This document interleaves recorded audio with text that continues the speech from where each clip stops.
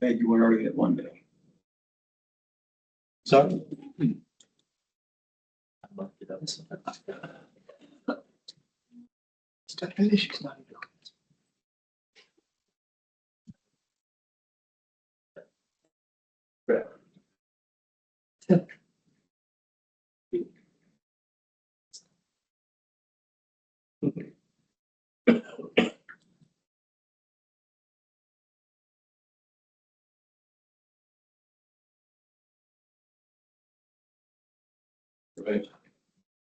Notice is hereby given of a regular meeting of the Galveston County Consolidated Drainage District Wednesday, April 8th, 2026 at 6 p.m. at the district's office located at 1605 Whitaker Drive, Friendswood, Texas. I'd like to call the meeting to order.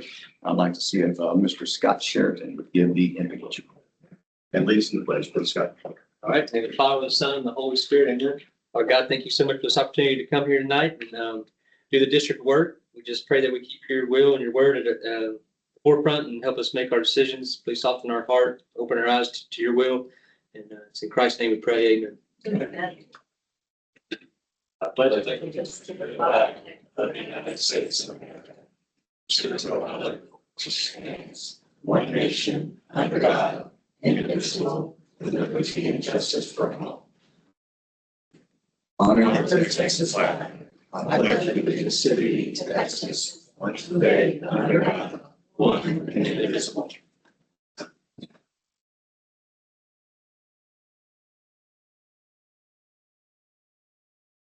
All righty, number 4, citizens' comments. We'll give 3 minutes per person. And Ms. Fanny, is there anybody who has signed up for citizen comments?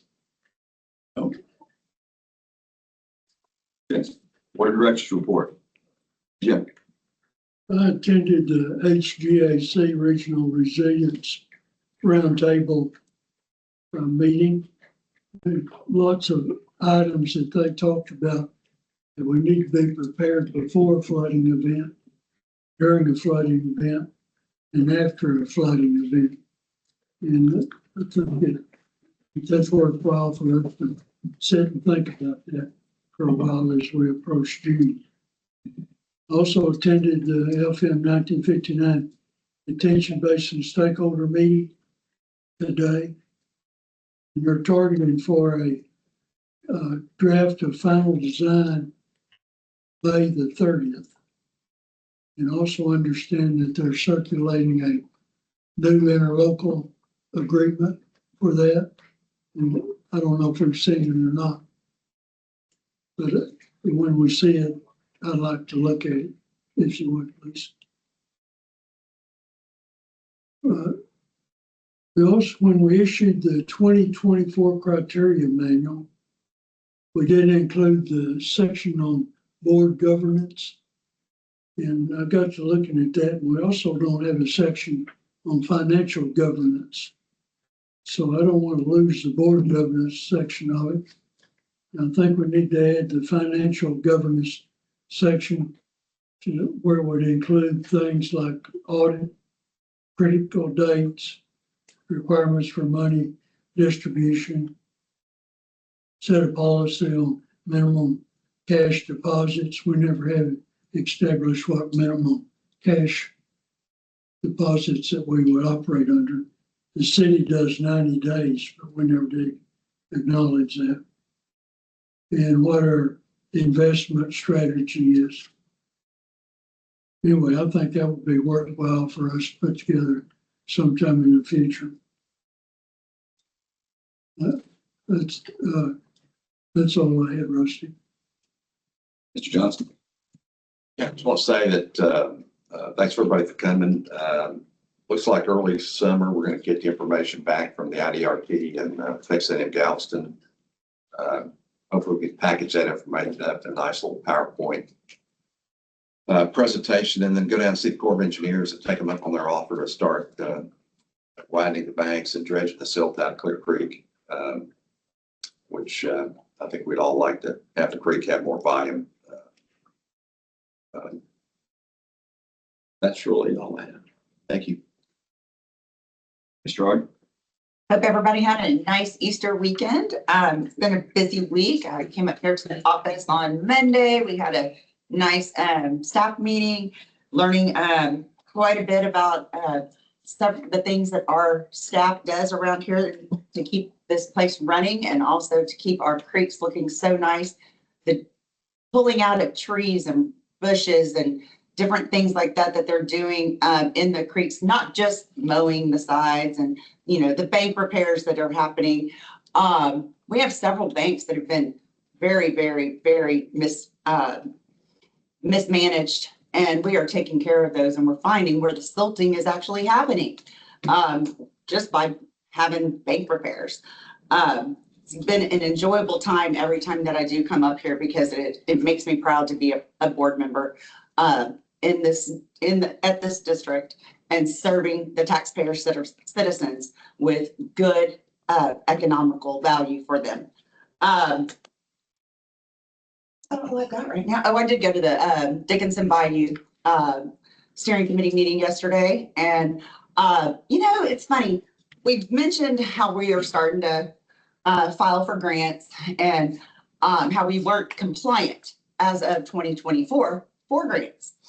And now we're getting there. And Samantha Heritos, who used to work here for us, she was there and she gave a beautiful presentation on how to, what is required for filing for grants. So I enjoyed listening to her presentation, and I'm proud of what we are doing over here so that we can file for grants, that we can get some money from the state and federal levels where it hadn't been done before prior to 2024.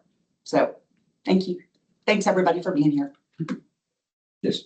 Well, everyone's a little short today, so you get to bear with me on mine because it's not quite so short. In any pursuit in life, you don't always get what you want or accomplish everything you set out to do. That's reality. Them's the breaks, right? But that doesn't mean you stop pushing. Since being elected to the GCDD, we've made real measurable progress. Term limits, ending year-over-year tax increases, passing and increasing the homestead exemption, modernizing the district, you know, name a few. That's not nothing. That's meaningful change.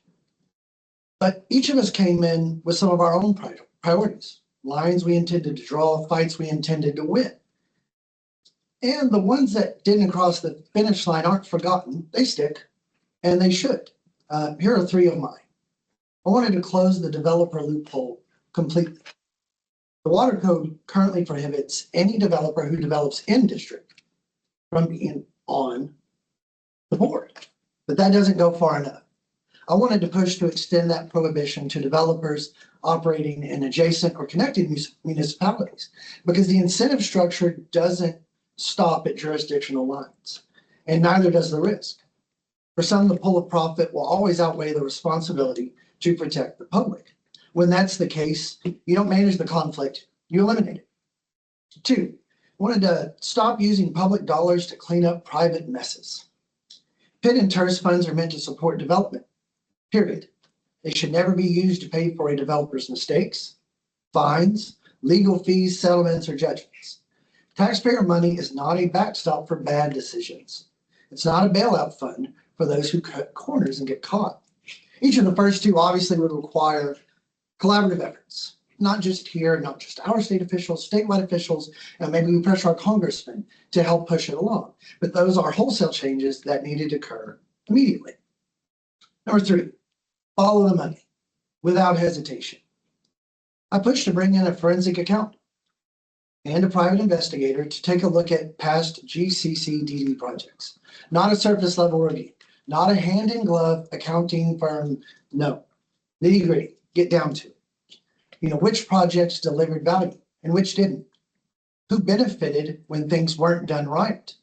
Where did the money go? Or as you've seen online, where did the dirt go? And who paid for it? If everything was done above board, then there's nothing to fear from transparency. But if it wasn't, then the public deserves to know exactly why. You know, not every fight gets won on first pass, but that doesn't make them any less worth fighting. Some of those will come back stronger, sharper, harder to ignore. Because protecting the district isn't about what's easy. It's about what's right.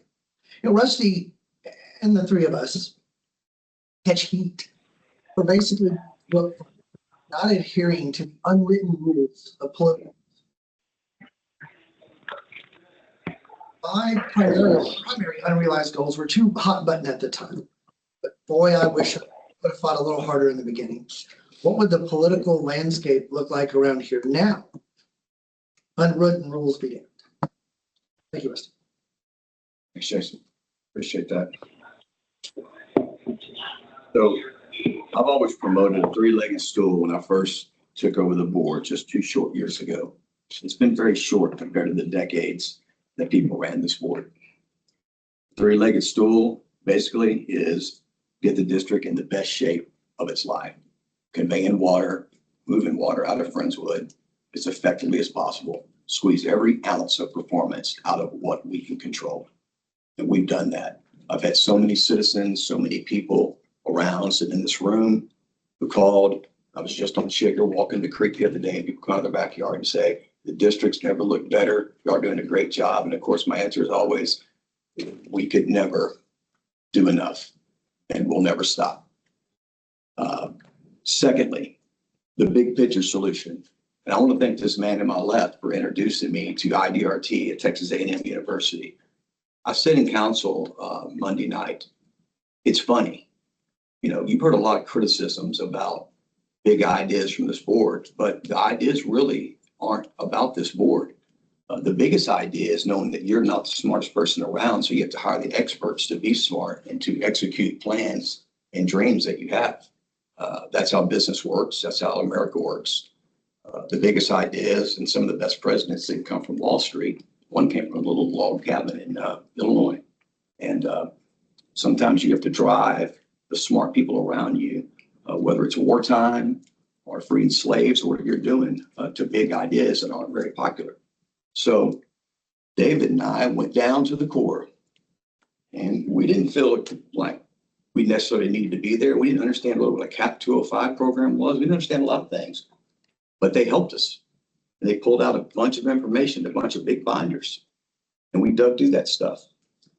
And we figured out that we were way behind, and not only we weren't eligible for that type of funding, but we had to prove some things to even be eligible, to have matching. And a lot of times in these CAP programs, they'll do 100% of the startup, but you have to prove, for example, sedimentation in the creek. So that's just one example of the parameters that we called in IDRT, which, like I said, they're solving the famine crisis Texas A&M did in Africa. They're building a lunar module to simulate life on Mars and the moon long term for NASA. They're good enough for our federal government, NASA. They're good enough to solve famine. I think IDRT is probably good enough as the floodplain mitigation experts, the LeBron James of this county, to solve this issue. And Sam Brody agrees that it has to be solved the long way and that short-term solutions will not fix our problem. Dr. Sam Brody and his team of PhDs. Y'all can read the article yourself. Pull a floodgate flower when you leave. I didn't write that article. Dr. Sam Brody wrote it. So forget Rusty Burkett. Forget me. Listen to Dr. Sam Brody. So they designed the parameters for the big picture information we're waiting for in June. Is it a big lift? Absolutely. Do many people say it can't be done, including the old board president? Absolutely. A lot of the old board never thought it could be done. But you know what? It needs to be done. Saving New Orleans doesn't make a lot of sense. A city below sea level, a massive effort, a levee on Lake Pontchartrain holding back the Gulf of Mexico, the Gulf of America, whatever you want to call it, during a certain level storm, flooding the city, the pumps have to keep up. There's a lot of moving parts, a lot of money that was spent after Katrina to save a city under sea level, below sea level. That doesn't make a lot of sense, but it does because it's New Orleans. Well, we're Friendswood. We're Houston. We're the petrochemical capital. I'm a native-born Houstonian. I think it makes a lot of sense. My mother's been in Friendswood for 75 years. It makes a lot of sense to me. I value y'all. I value your home. I value your safety. So I'm sorry, it's an inconvenient truth, the situation we're in. So don't blame the messenger. We need to get to the fix. The third level of the stool is having educated and professional staff that's actually capable of going out there and getting the money. You have to have people capable every day driving to get federal dollars and state emergency funds after a Harvey, which we didn't do, after a Beryl, which we had to claw back and do. We're claw that money from FEMA slowly. We're still jumping through hoops. We're going to claw back $500,000 to $1 million for the Citizens Brentwood from Beryl at the last minute when I got into office, at the last minute, to claw back something from what we should have been doing for decades. Seems worthwhile to me. All that without raising taxes 1 penny. Imagine that. It's amazing what you can do when you scour the budget and you get on the things that really matter for the people. We promote safety of citizens and property without any financial considerations of developers' wants and needs that has no bearing on your safety and your property's liability. And as long as I sit here, we'll continue to do that. Right, we have number 6, presentations. That'd be you, Liz. That'd be you. You get to follow that. I know that's a tough one. So glad you're here. Thank you for having me. It's been a while. I'm happy to be back. I'm Liz Parent with 5 Engineering, and we've been tasked by the district to set up a GIS mapping service. So for those of you that don't know what GIS is, it's Geographic Information Systems. So basically we collect data and create these maps that also hold databases that the district can use as they do their daily operations. So some of the goals were to improve document control, having the reaches drawn out on a map with numbering system also help to coordinate field operations and prioritize maintenance, and then to enhance communications. And then those goals and objectives kind of just feed into each other in a loop, which is why you see our little fun arrow in our presentation. You can go to the next slide. So how do we do this? So a lot of agencies, state, FEMA, HGAC, a lot of the surrounding communities have data already. So the first thing we did was to go and collect all of that data that was already in existence. We also were provided a KML file that your staff uses already. So we were able to integrate that in. And then we had to create some spatial data. Some of the things we had to do were to open up the map and zoom in really close and actually hand digitize some of the features that you're looking for. So we spent some time on that. We're currently in this review and update process. So we have a draft set of maps that's out. It has stationing for all of the streams that the district maintains. And we sat down with Paige and her team, several members of your team actually, and got feedback. And then we've been communicating with each other throughout the last few weeks to get some of the numbering systems updated and things like that. So basically, we've digitized this boundary of the district, 72 stream miles, which is over 700 acres. It's crazy. And then all the main streams are on there as well. So Clear Creek, Coward, Chigger, Dickinson Bayou, as well as all of the tributaries that the district maintains. So these are some examples of what some of the work maps will look like. You can see that there are pop-outs for modeled river stations. Those are the river stations from FEMA, so that if you have an engineer come in, you can line up your maintenance stationing with their modeling stationing. So that's just a good practice for putting together future engineering projects and those sorts of things in addition to your maintenance. And then you'll see that there's major numbers. There's little green dots for minor stationing and then red ones for the major stations. All of these are going to be updated a little bit because we're going to try and tie them back to your accounting system. So Paige isn't like looking across table to table and changing numbers. We're going to kind of align things better. So we're working on that right now. We're going to make maps both without aerials, just regular roadways so that you guys can see, but also with aerial footage because sometimes it's easier to look at what kind of land use is happening at the same time. And then from there, we have a few more steps left. We are going to digitize the watershed boundaries so you know what flows to each stream. Sometimes that helps, if there's an illicit discharge, or if you're worried about quality, or even if you have velocity issues, right? You need to know where the water's coming from. So we're going to digitize all the drainage area boundaries for you in there, update the stationing based on comments from Paige's team, And then we're going to start talking more about how you use these tools and how they tie into your operations and maintenance, and look at the possibility of using mobile apps so that they can be used in the field. So that's kind of where we're headed in next steps. But thank you for letting us do this. I mean, we're really excited. This is going to definitely strengthen your reporting and response times on your work. So I think it's a really good undertaking. Thanks, Liz. And directors, just to found that IDRT, Dr. Diaz is doing a damage assessment of Mary's Creek and some other tributaries. And we're going to be able to overlay that on this map and have a station. They'll be able to identify what they need to work on with that station. It ties into the accounting software for budget purposes. So it's going to mesh really well and be helpful for Randy and the guys out there in the field. So. And in addition to that, having that data over long term, we'll be able to gather the hot spots and the repeated issues that are being tracked, and then use that to turn it into stronger applications for grant funding. And so Yeah, absolutely. that So would it's just you're help hitting the with same the stretch Yeah. over and over Yes. again. Yes. Then you need to look at why. Yeah, exactly. Will that fold into the ability of the citizens to take those snapshot pictures and put Mhm. it right into the district? It'll go right to Randy?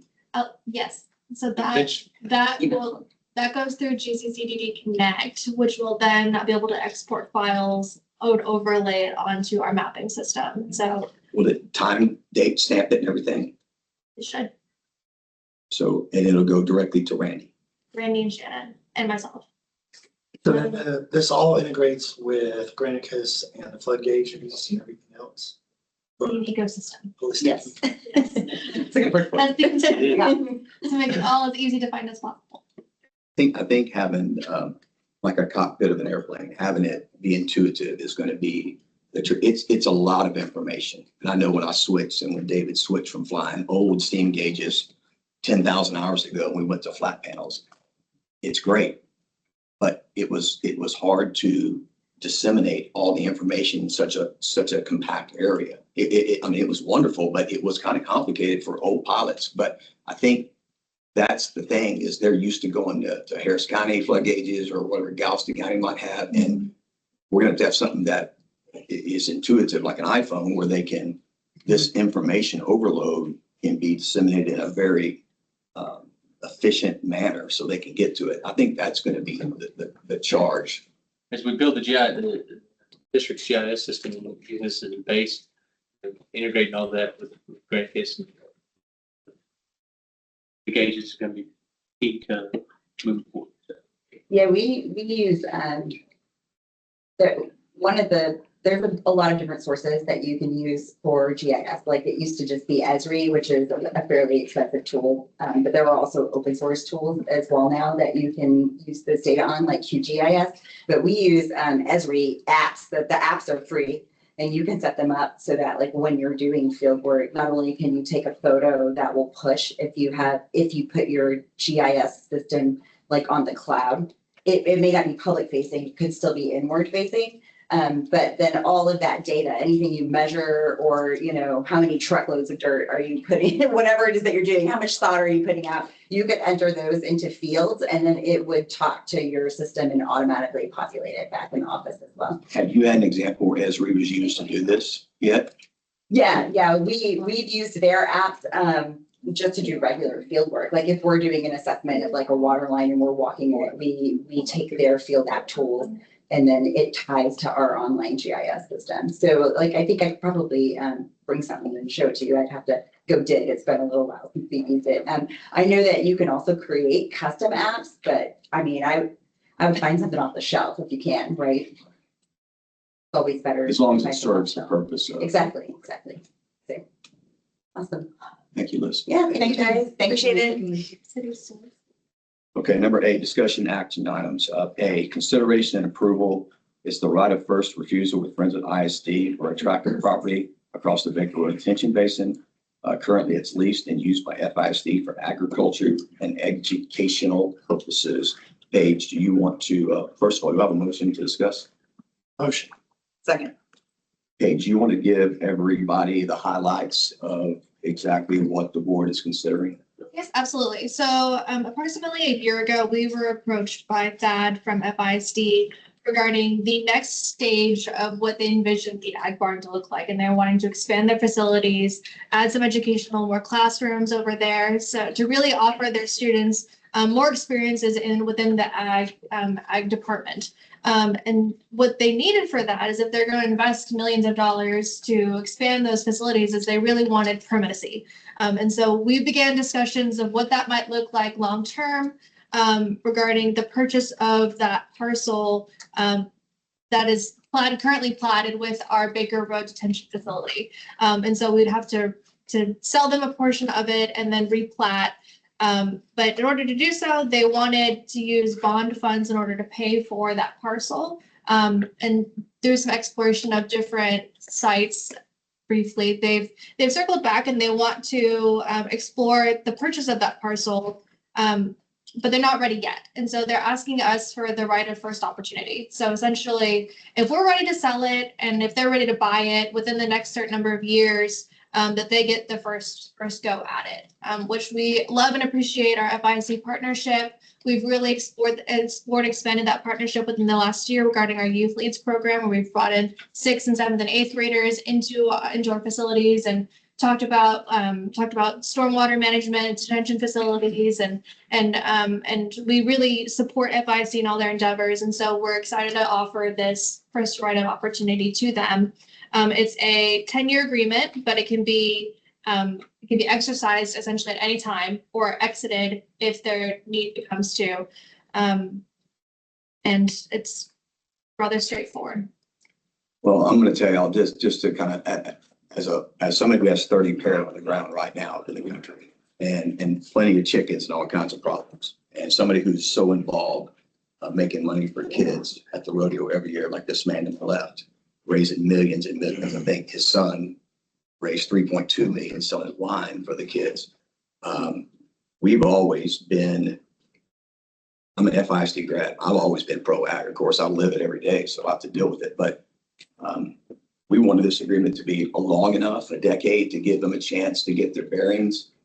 Thad has taken me to lunch a couple of times and told me his plans. And I've been like, Thad, we're not in a hurry. It's on your time frame, but I do believe that we need to be in the drainage business and they need to be in the educational business. I know those guys intimately. You know, I know Thad for 30 years. I've known Bo Eager forever. I've known David Muntz for 15 years, at least, graduating Friendswood, A&M with him and being with him my whole life. And I knew his late wife very well.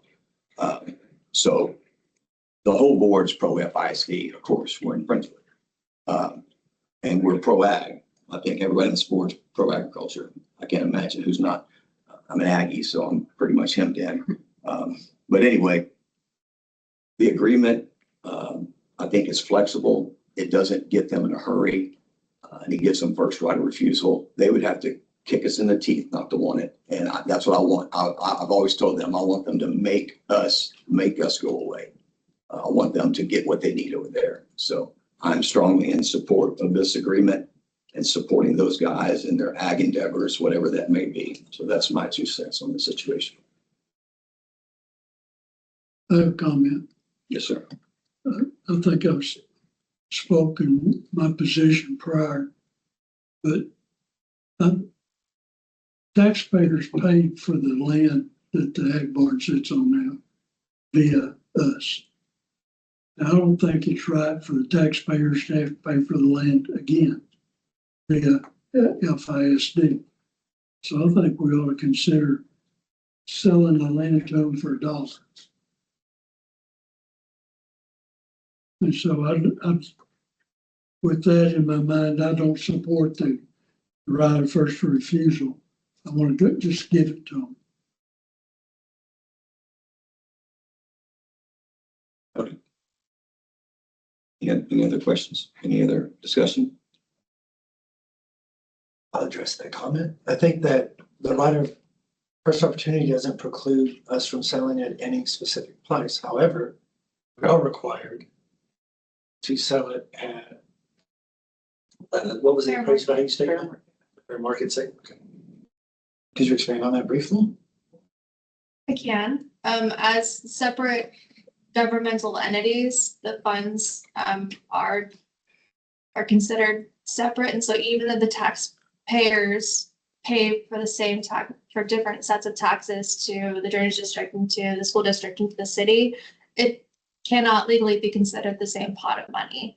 And there's some interesting case law, and I don't necessarily want to get into giving legal advice off in a meeting. Yeah. But there's some case law saying that one entity can't necessarily gift their public funds to another entity, even if the other entity is a public entity. This entity is comprised of 2 cities and 2 different school districts as well. Right. Is that just funds or assets? Real property assets are assets, and so are funds, and so it's all kind of in the same realm. I seem to remember that Lake City and City of Frenchwood have swapped land. Land swap is different because then they both have value. Okay. And is there an issue selling it to them for $1? Possibly. It's not fair market. Cool. This agreement was crafted closely with FISD and attorneys. They were a 50% participant in this.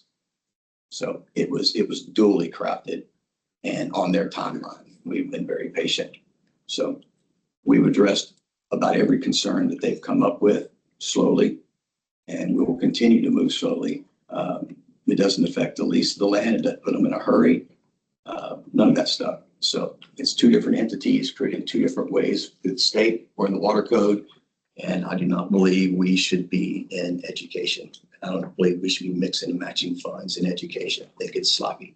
I think it offers up some legal concerns. It's just not necessary.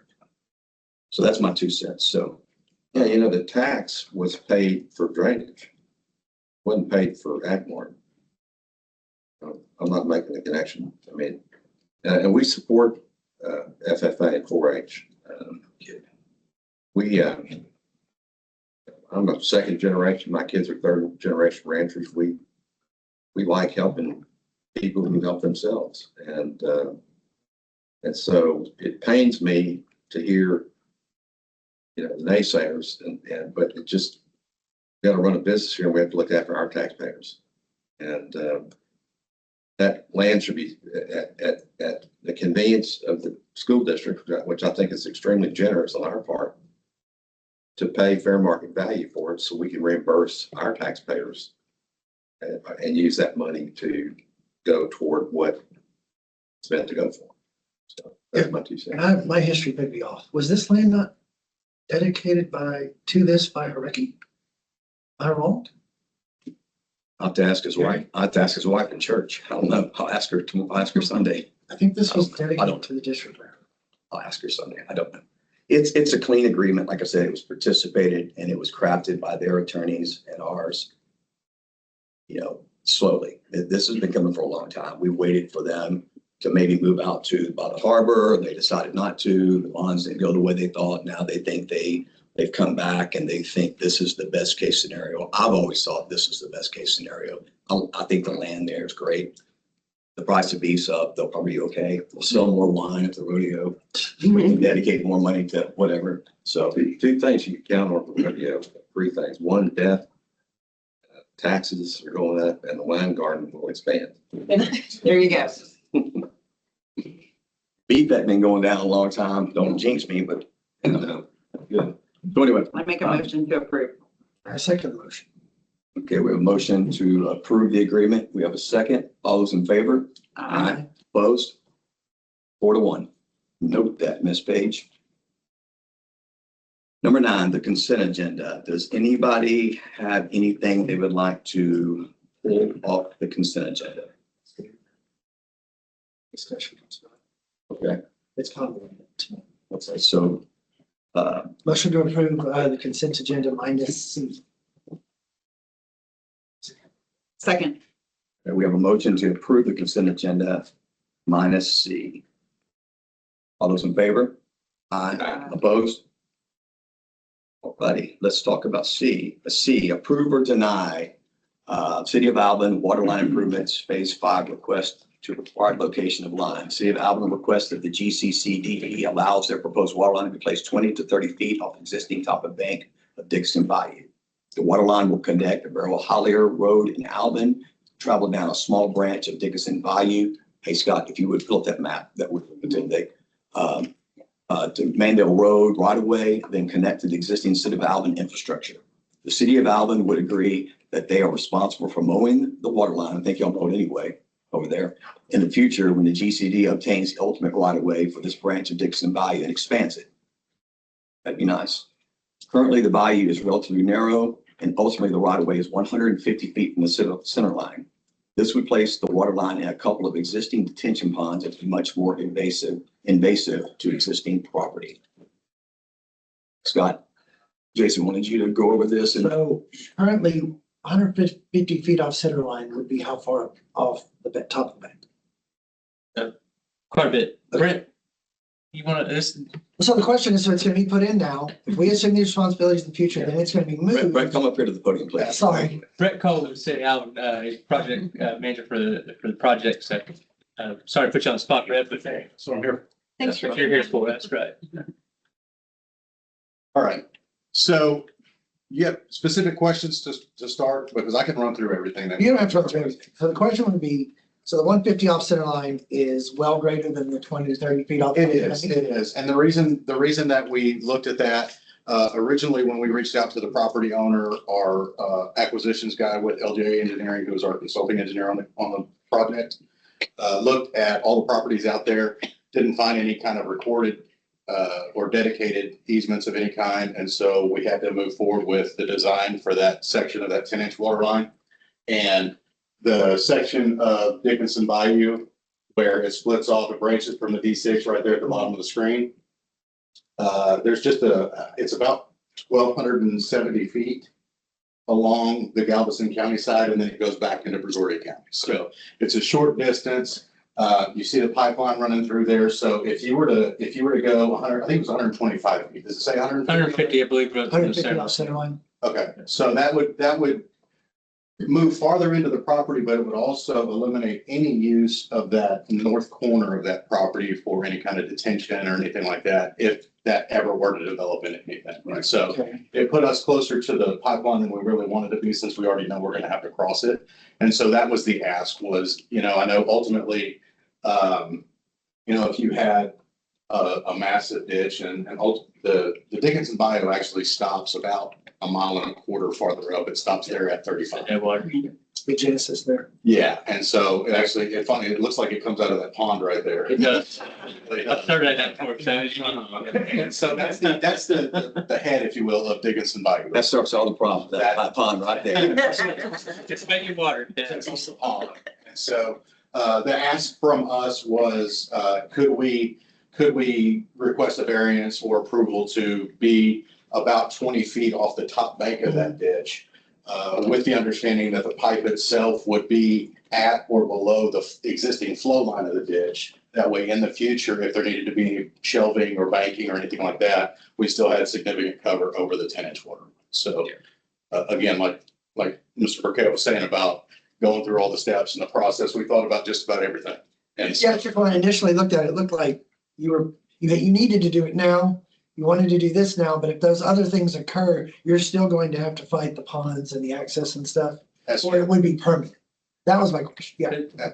So this would be permanent. I think the city of Alvin has proposed that if the district allows them to place it further request, that they'll be responsible for moving it in the future if we do acquire the right of way and there's an opportunity to expand the ditch there. So, and that language can be put into some sort of written agreement or anything like that. That's not an issue. We don't mow it now because we can't, we can get to it. We got to go way around. So y'all mow it because we don't have any water. CR3, yeah. Right, CNR3 was, that's right. Because we don't have any water crossing there. So they mow it because we can't get around. Scott showed me how far we have to go to get around there. So we appreciate that too. Absolutely.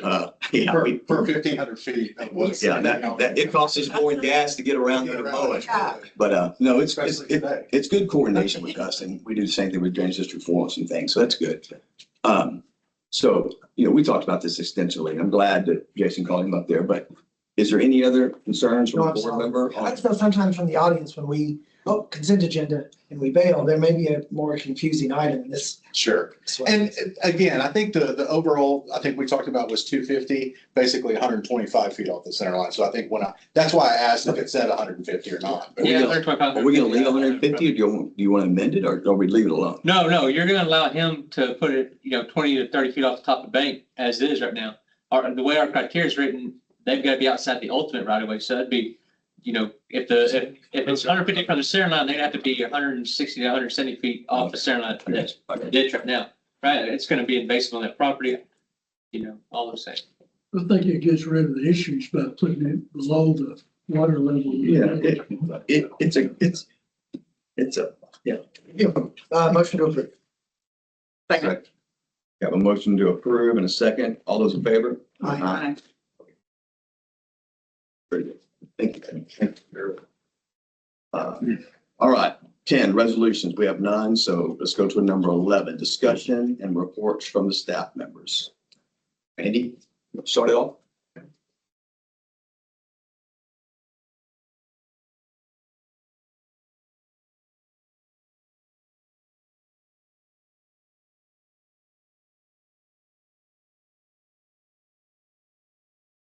First off, this is a project that we did at Clearview. We had to fence in our property at Clearview. The reason for the fencing is illegal dumping that was going on. And we had a homeless guy in November and the first December built a tent out there and had him a little residence built up that I had to get rid of. So we decided to go ahead and fence it in, and this is the project of fencing it in here. We have a new no dumping sign at the end there.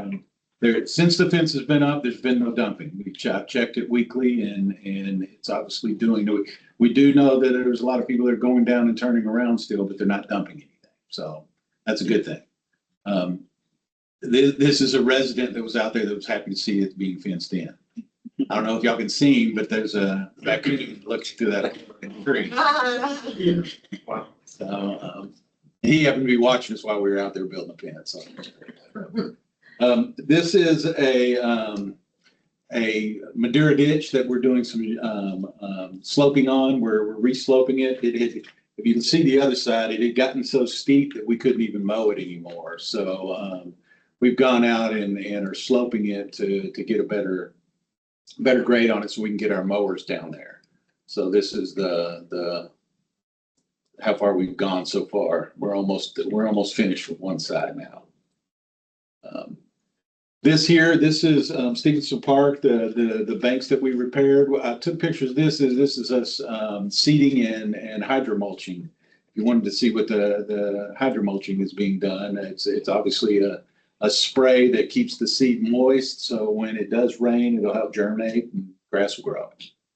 So this is the guys doing that. So it's nice and green. It doesn't stay green. It does turn gray after it dries out a little bit, but it looks cool as it's green.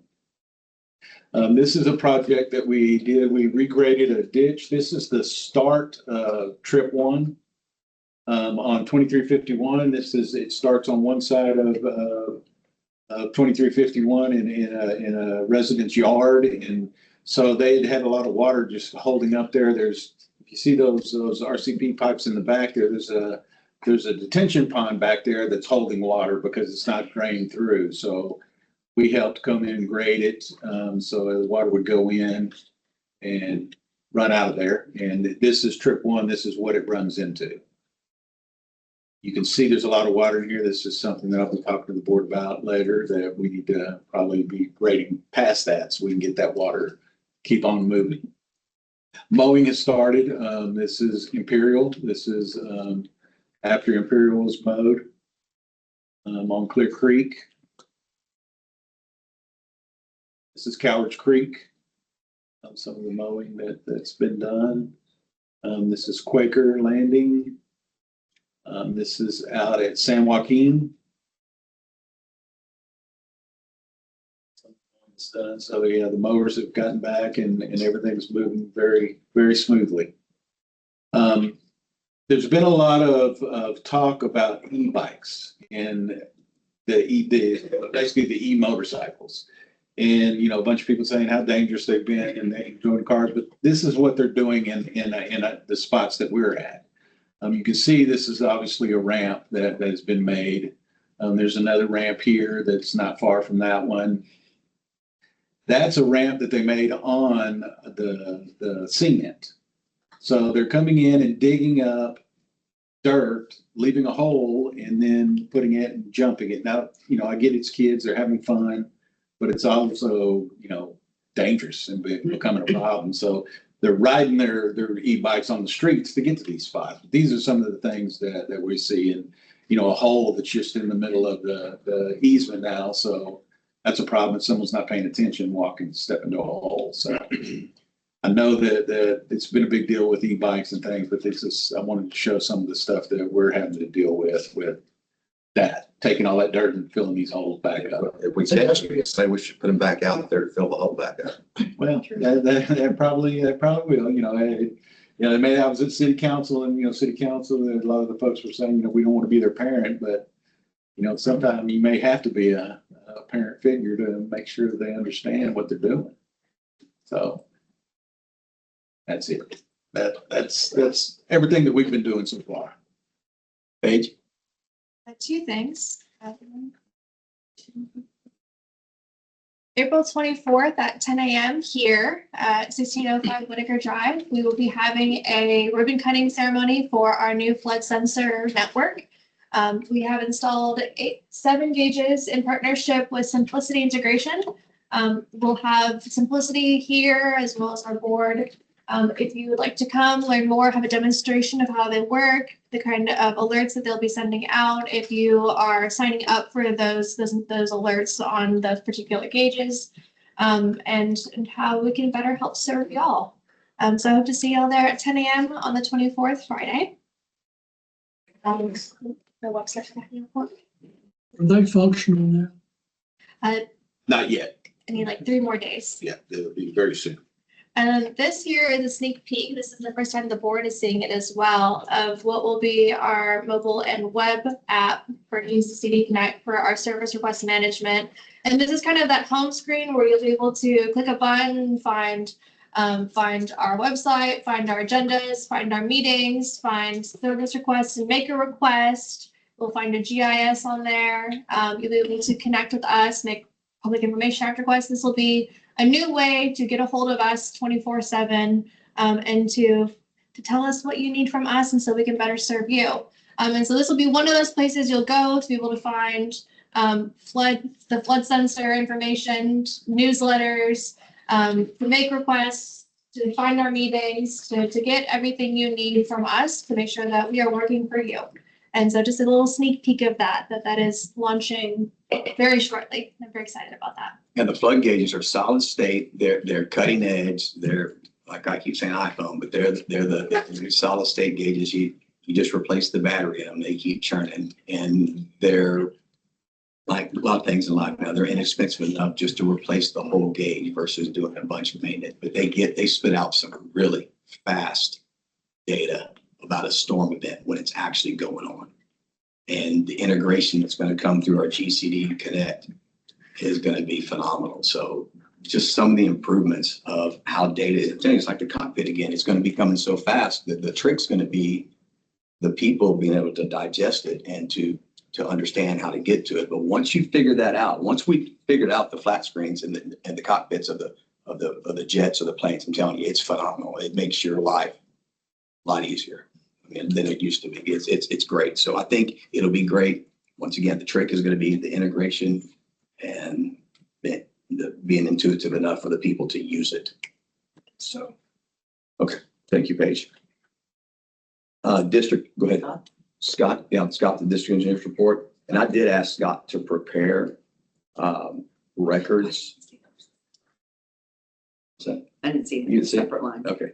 Some records on some of the holes that have been dug, the Whitaker Detention Basin, the 2351 hole, the Quakers Landing hole in the ground, and the Clearview clearing.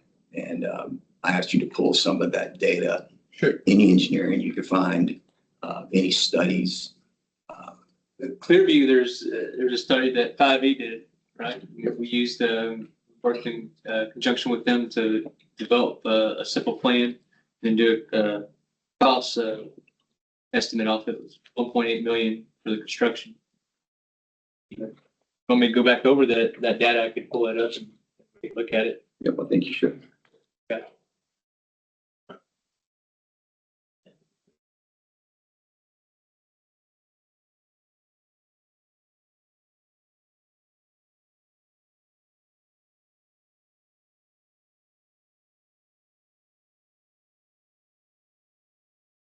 Here's the total cost to construct it. We've got 3 or 4 pages.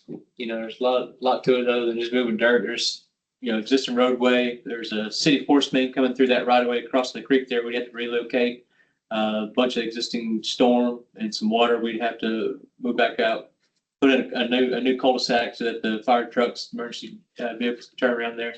The engineering cost estimate was a little over $1.8 million.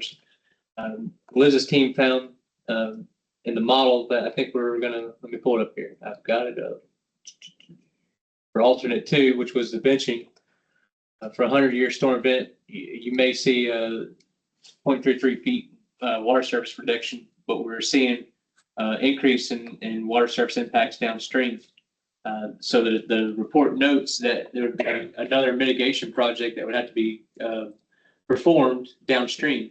That would be acquiring a project site, another model, more construction for 4 inches of water surface reduction there. So How far was that, that reduction was that just minuscule adjacent reduction to for the, how? yeah, it was just adjacent to the site. Adjacent to the site? Yeah, correct. So- Not upstream. You're not going to see 4 inches upstream. Downstream? Downstream, you see the impact. It actually raises the water surface elevation. So downstream, you had water surface elevation. Yeah. Went up. Mhm. And What's happening? And it was just adjacent, the impact. Correct. The reduction in the water surface elevation is adjacent to that project. Let's move on to we can move on to let me ask you, on that project, can you show us the tickets and the delivery tickets for that For Clearview, yeah, for Kirby, we haven't done any construction, so we don't. of the file on that? Do you have it for me? I do have it, but it's not on my, it's at my office and on the district server. I don't have access to it. Correct. We've got all the records for it. Yes, sir. Scott, would the Deepwood project provide enough mitigation for this? We talked about that with Liz. Liz is intimate with that Deepwood project. And Liz, correct me if I'm wrong, but I'm sorry. It won't be enough on its own there. Yeah. We had similar issues when we looked at Deepwood for the city of Friendswood in that, if you dig there, it causes impacts elsewhere. Yeah. And so it needs Push it to down. also be done in conjunction with another project, probably. Which Just is gotta like, push it that's down. why y'all were looking at master planning, right? Because they all kind of need to go together to make it work. Well, let's go on to the next hole. Go on to the 2351 hole. Talking about behind First Baptist Church. Yeah, the one by Silver Homes. Yeah. So there's no plan for that. Yeah. What do you mean no plan? I want My to knowledge that show me, I want to see the drawing that was submitted. there was not one created for it. What year was that done? 2023, I believe. 2022, 2023. Well, Scott, surely you can pull up a schematic or a drawing on a. No, the only thing that we did on the engineering basis was after the work was completed, the district asked us to determine how much volume was created. So we FMS went out there and performed an as-built survey on it. And the agreement was just the DWG file, the CAD file, so that we could create a surface. And then WGA sent us the LiDAR of the existing pre-construction. We compared the two, and I think it came out to, let me see here. It's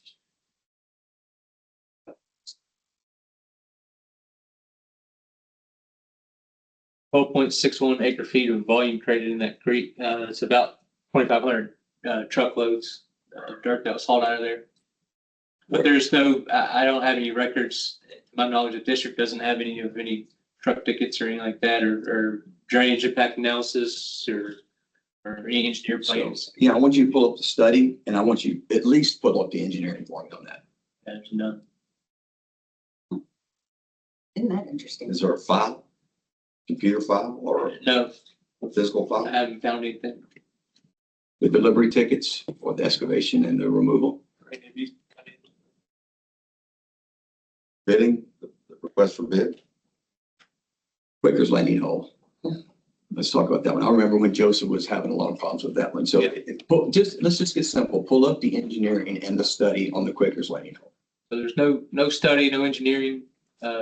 DSC did develop a very rudimentary map, and it was simply for coordinating with CenterPoint Energy. There were some gas lines. The work was in process, and they're hitting gas lines. The contractor was, so we're having to kind of go back and get CenterPoint to move some gas lines. Well, how do we know how much water that surface elevation reduced for the money we spend? We don't. There's no study. There's no construction plans. A drawing on a napkin? No. See if I have it pulled up here. It's interesting. That's what I was, a simple, top of a bank and tow over the proposed area where it was being excavated over the GIS data. That's what CenterPoint needed.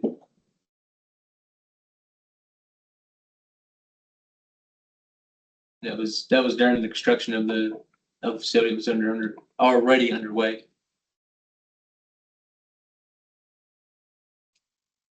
Okay. And what's the date on that one? The one that I just 2023. closed, 2023. 23. Yes, sir.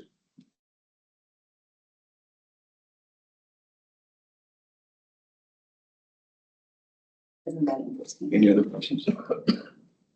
On another note, we've had a lot of reviews come through, so that's good. Georgetown's moving forward, plats and plans, and I think I had some for Legacy over in Lake City come through this afternoon. So that's good times. Any other questions? Thank you. You're welcome. City of Friendsburg reports. Hill?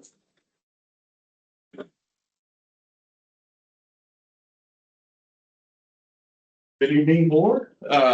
Thank y'all for having me tonight. I just wanted to share with you guys that we're in the process of wrapping up a couple of plans and studies that we've been working on.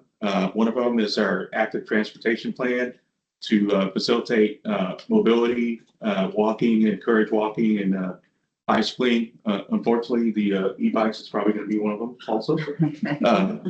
But that is one of the plans that we're wrapping up, and fortunately, we've had the expertise that Cage and Randy were able to attend some of our meetings and offer some of their insights, and that came in very handy. And I know our consultants were busy taking down a lot of notes and getting their feedback. So we're wrapping that up.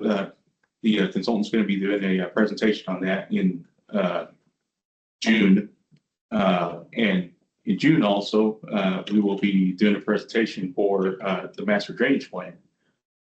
So that's getting wrapped up as well. The final report for that will be released at about the same time.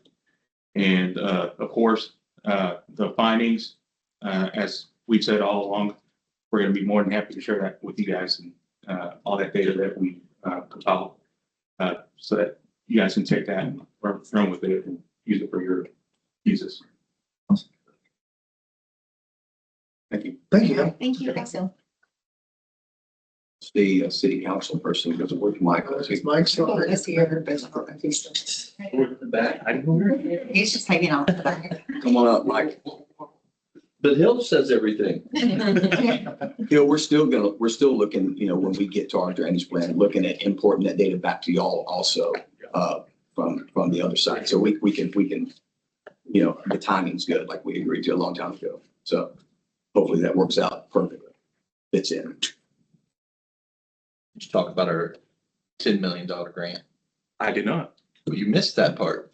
Okay, so, Love grant money. That was impressive the other night when we were talking about that. yeah, so that came from the Water Development Board through the GLO, right? And so effectively, that's grant money that I imagine that all started back when Samantha worked for the city of Friendswood many moons ago and started that progress. And then she came work here and she's worked with y'all to set up some of your grants, and hopefully she's continuing that work because those grants, leveraging that money between local entities and bigger entities. I'd love to start seeing more federal money roll in here at some point. But maybe that's the future, I think, based on your IDRT study. That's the only way to get it done is to do that. Absolutely. So I posted something today on Facebook, and it's the 2019 study that the city of Friendswood did. And it basically kind of a report about what are the solutions to Friendswood's flooding, because it's a compound flooding issue. Okay, that's a fancy word for saying it's got a lot of things happening. So it has riverine system flooding, and we've got tidal influence flooding. So you can get the water from these little tributaries and creeks into the big creeks, convey it downstream. But at some point, if we have a Hurricane Harvey type event or any of these other tropical events where the storm surge pushes up, then it blocks the ability of that to flow out. So that's kind of what you guys are trying to solve with the IDRT study, and come up with some solutions there. But likewise, some of the other stuff that's going on with the Lower Clear Creek and the Dickinson Bayou watershed is they're also looking at alternatives on how to get that water down faster, tunnels and bypass channels and things like that. So no matter what anybody thinks, there are groups, different groups around the community working to solve the problem. They're not, there's no one size fits all. There's no single answer to this problem. And I'm very happy you guys are working on your solutions. I'm happy that Friendswood and Hill are working on our solutions, which is a lot of it's the terracing that, and that's proved out in that study that they did, that the terracing is going to be very effective. You just got to get to doing the work. And that's what the next phase on the city center project is. After they're finished with their detention system, they're going to work on their terracing. And the $10 million for the Blackhawk is going to be some terracing as well. It's not just pure detention, right? That's double. So, it's a combined effort, right? Because if you're doing some terracing, you may have some downstream impact. So you've got to have some mitigation for that in your detention system. I think there was a little bit of confusion in the community that detention is the same thing no matter what. So there's different types of detention, right? There's detention that's mitigation for your impervious cover for your development, and that's your standard development detention. That's what Mr. Tanos is having to do as part of his. Plus, he's doing some floodplain mitigation on his own site for filling in the floodplain. But at the same time, there's other detention projects like City of Friendswood doing, and some other municipalities that are compensating for the conveyance where they push it downstream. So analyzing and looking at the downstream conveyance, that's still a huge issue, right? We've got some really big roadways that basically block the conveyance of some of this water. And I asked Commissioner Doogie to provide me with the latest study that came from the first study on the Lower Clear Creek watershed that they just finished last year, to prove up what the volume calculations are coming in under I-45, because that's like our biggest block, right, for Friendswood, coming under I-45, whatever that is. And now it was kind of funny because I was having this conversation with them, because I know it was designed, and then League City says, hey, we're flooding our citizens because it's too low. And so the TxDOT agreed to raise it up. But I want to know if there's any actual volume calculations as to what that is, because that's our orifice at the end of the day. That's the amount of water we can take downstream, period, end of story. That's the biggest orifice downstream of us. So it would be like, the outfall pipe in a detention pond. Now, that being said, you've still got the compound flooding issue where you've got the tidally influence. You can only take so much. So back to what you guys are doing. So again, I think there's a lot of really smart people working on this. We just all have to figure out how to row in the same boat and not sit there and pretend we don't have the same common goal. At the end of the day, we had 2,800 plus people, according to the Friendswood study, that flooded in Friendswood. I think a lot of them are probably in this room, if I had to guess. Not too many of them are business owners. So I kind of laugh when I see political signs saying axe attacks, but business owners places. But at the same time, we've got to take this money that we get, drainage district, city, other entities and leverage it for federal dollars to make these bigger projects happen, or else we're not solving this. That's all I got to say today. Thanks, Michael. Thanks.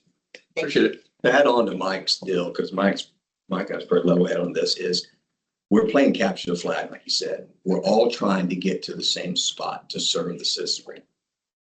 I don't begrudge the city or the county or anybody trying to work through getting there. But, and I know my style of direct communication, even though I don't cuss and all that stuff, I know it's direct, and I'm type A. I get it. My wife tells me all the time. Chris Johnson just told me on the phone earlier. I cuss. But Chris Johnson told me, and listen, I know it's direct and it's inconvenient, but I'm glad that what Mike said, that there's many people working on this. But like I said, IDRT is some stud people down there. Sandberg and them believe in this way forward. And it's exactly what he said. We're taking the old U.S. Army Corps. What they want to do is massive conveyance on the creek to the bay. We're now bringing up the gates and pumps from the back half of the Ike Dike for the riverine section, because the Ike Dike might take a while, but it gets done. And we're going to get those gates and pumps operating down there at 146 to prevent the surge component. The second component of it, we got the range. The sediment, the cap study we're looking at, if we can get that going, we can get that funded by a matching deal where they maybe do 100%. If we can prove sedimentation in the creek, there comes capacity. So see, and then we have the high intensity droning, mapping the best routes to get that creek straight with the conveyance capacity and the sedimentation gone, controlling the surge. And they're finding 3 to 4 feet of sediment in Clear Lake, working up towards the creek right now. How do I know that? We pulled a car out of the creek. I've said this before, that went in at Hardy. We only saw about 4 inches of the bottom of the car. It was almost completely covered by the floor. It was upside down, completely covered by the floor of Clear Creek, right out of our district line. And we have video of that. It's sediment in big time, and they've already proved it. They're about to release the data. So that's what's good. Is it a process? Is it going to be easy? No. But the good news is we're working in a very logical way that's been established for decades, going back to the 60s, of what they wanted to do.